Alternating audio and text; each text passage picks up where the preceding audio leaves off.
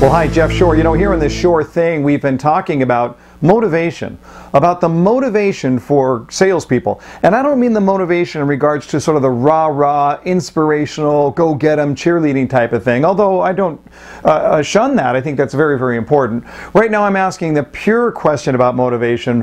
Why do I do what I do? Why?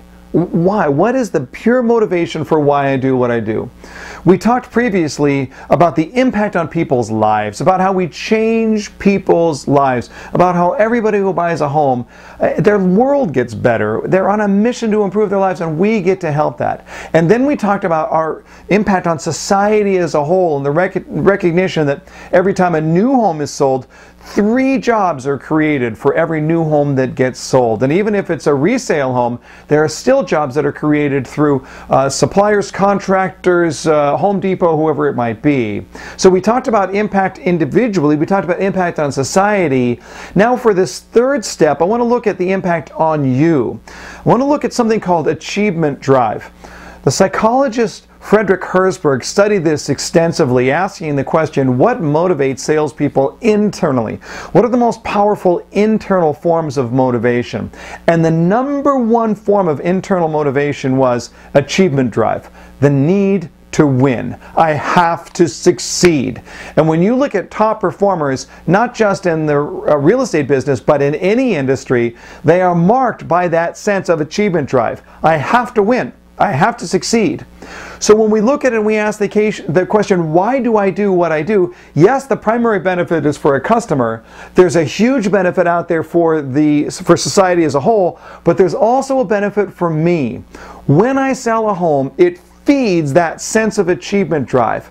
Or to put it another way, success makes me successful, and more successful still. So when I have this huge achievement drive, when I build that achievement drive, then it builds into me this thirst, this hunger that says, I need to go out and accomplish, I need to sell. So I want to suggest you here that what we're really talking about is goal setting. What we're really talking about is the opportunity for you to look at it and say, what does success look like to me, and how do I clarify that? And not just in success and how many homes am I going to sell this month, but in regards to what am I going to do in order to sell that many homes this month? What are the specific steps? I can't always control the results, but I can always control the behavior. So I'm looking for the opportunity now to look at it and say, how do I fuel my own achievement drive? It starts with goal setting. You've got to get past just setting your goals for how many homes you want to sell. You've got to break that down into the steps that you need to take in order to get to that number. So I want to recommend that at the end of this video that you stop and ask yourself, if I want to sell this many homes this month, what are the specific things? How many phone calls do I need to make? How many homes do I need to show?